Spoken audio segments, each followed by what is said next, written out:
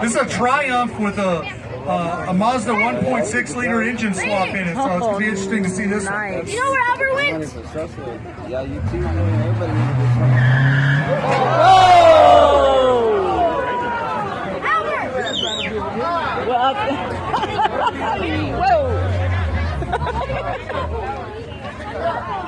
That was cool. Popping it up a little bit, you know, it's okay. All right. That's how you do that.